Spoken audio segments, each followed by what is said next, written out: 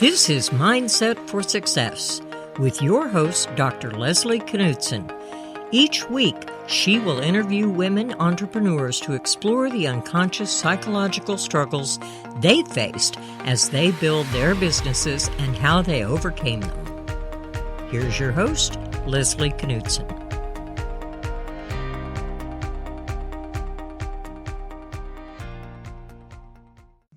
I'm so excited to welcome our next guest, Dr. Aizenstros.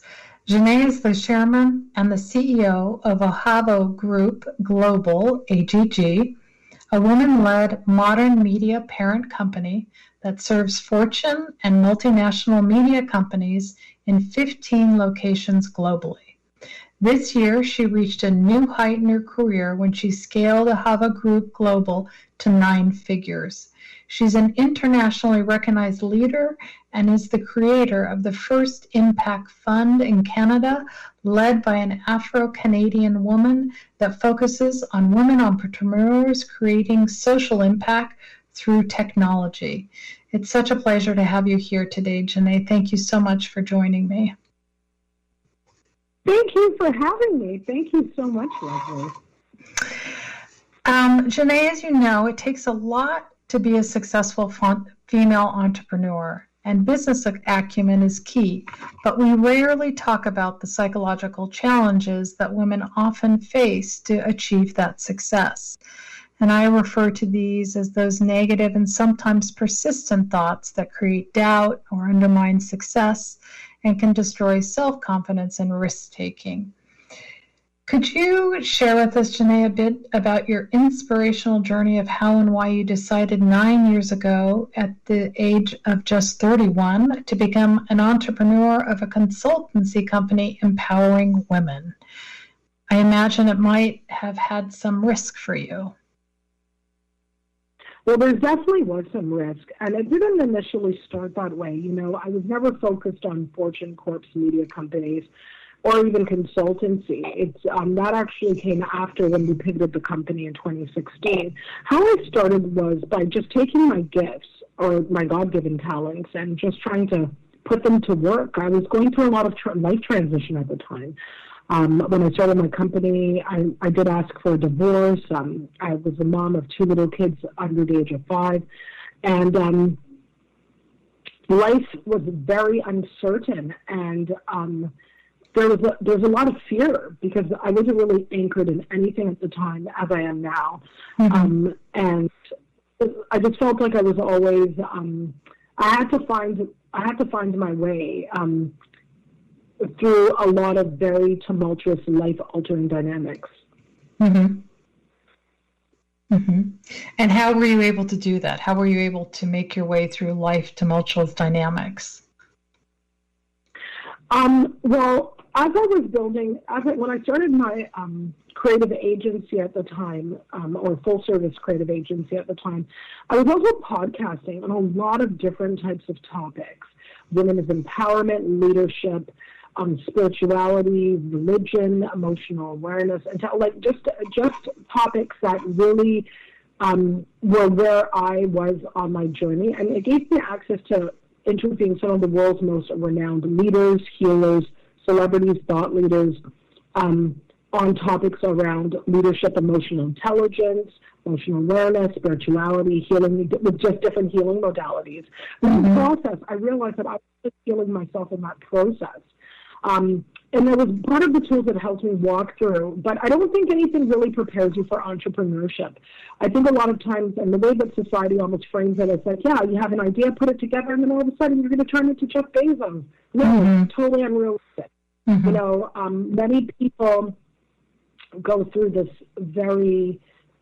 up and down and up and down, and there's a lot of failure, and you have to really become resilient and failing forward. Mm-hmm. Tell me something. If you started at such a tumultuous time, how come you decided to go forward with it and not wait to a less tumultuous time? Because I learned really early, so even prior to entrepreneurship, I probably learned this in my first marriage, that there's never going to be a right time. Mm-hmm. The right time is And so you're just going to have to jump in and do it anyway. And that came from when my first husband and I wanted to get married. We wanted to, we were like, well, we should wait for the right time when we should get married. But there was never going to be a right time. Life doesn't stand still for anything. And so you either keep in step with it or you get left behind. And so I just decided, I took that same attitude from in my early 20s into my 30s that, you know what, I was just going to jump. I mean, I met even like an author, Nancy Levin, along the way, who was the Hay House events director, and she wrote a book called Jump and Your Life Will Appear, which reaffirmed me along the way. I feel like God had these little milestones that reminded me on the right as I was failing forward. You talk about how fun it is also when we talked earlier about learning new things and to be true to yourself, and how when everyone zigged, you zagged. I can imagine that to be as passionate and determined as you are, sometimes things can become tiring and even lonely. Have you ever experienced any of this? And if so, what did you do to overcome this? Yeah, well, loneliness has been a constant narrative in my life. You know, a lot of people meet me, but I have a very diverse and complex upbringing, socialization, background that lends to that. And so even I was lonely a lot because I just did not fit in. And that meant, and even though I'm a Black woman, a woman of color, I just didn't even fit in amongst other Black women as well because of growing up outside of the community. So I just became used to living in an all-white community, not fitting in, and then also trying to insert myself into my community and not fitting in either. You know, and so I actually came to the place of like where I think God showed me you don't need to fit in, and there's been constant like a conversation about that throughout even to where I am today. You don't need to fit in. I zagged because I didn't, when I was young, I always knew something was different about me, whether it was weird, whatever it was, I just knew something was different. And I decided to I was beating to my own drum. And when you get used to being alone or standing always on the other side, you just go, you go for it. And you just, because you have to stand on that side. When you just become, sort of thing prepares you for what you're about to jump into. And why do you think you were able so early on to stand on your own? What was did you feel like you were capable of taking care of yourself, or you had enough resources to lean on if you needed to?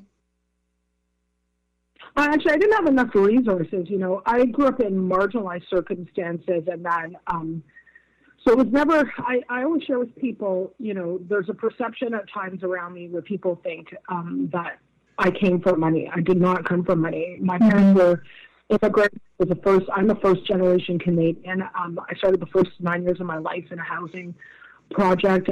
So it was not easy, but I will share with you, socialization and environment are so powerful in how they shape your perception and your level of belief. I had the ability to see who I was.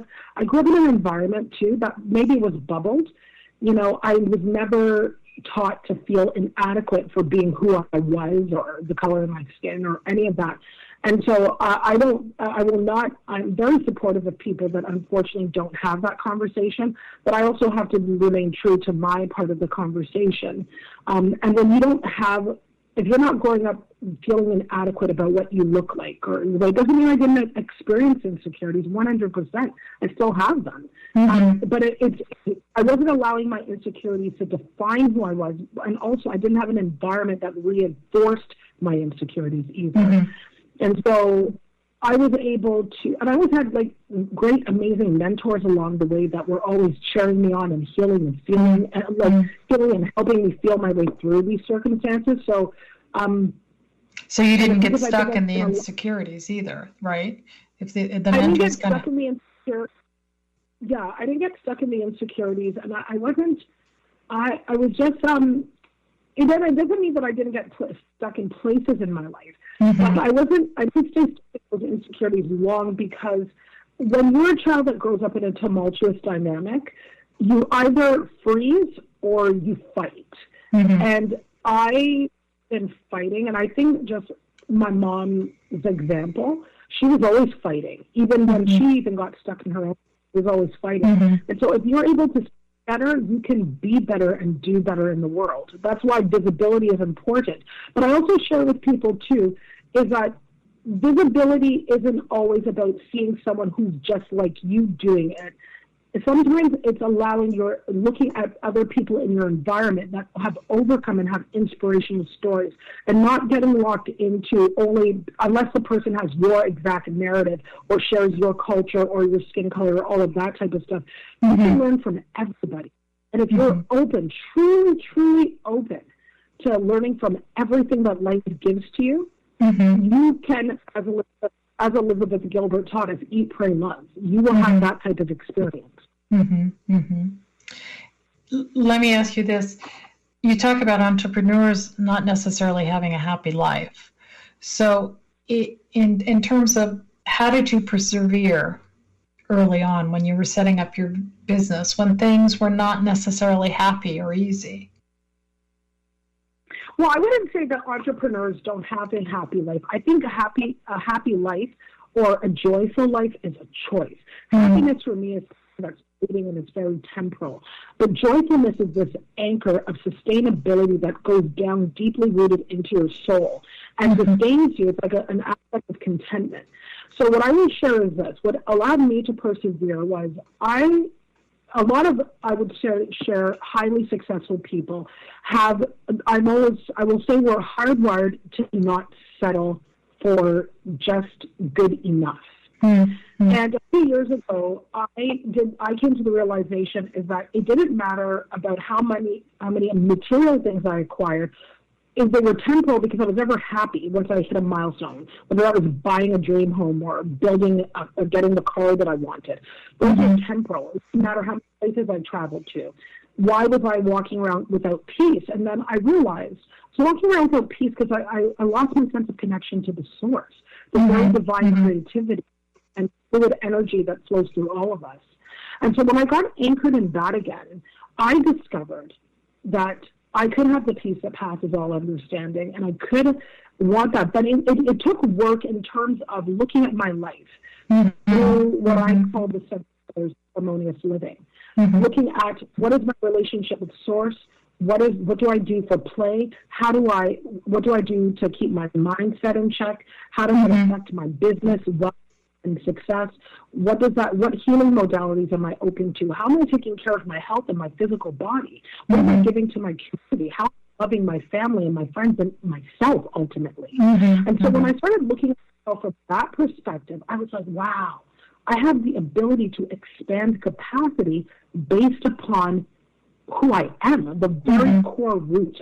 And I just been able to use that as a template and also a guide as to when I'm happy and when do I feel too depleted or when do I need to fill that cup again.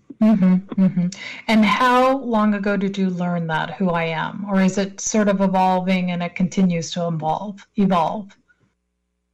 It's always been continuously evolving, but I've become very anchored in that. Like I'm 40 now, and I've become very anchored in that in the last 4 to 5 years, and that came walking through seasons of intentional betrayals, like horrific betrayals of privacy. That came through having, walking through public humiliation, slander, and things that were through. People were writing stories, but I think sometimes God allows those experiences to chip away at the armor and bring forth this vulnerability. It reminds me of this phrase, you take a heart of stone and make it a heart of flesh again.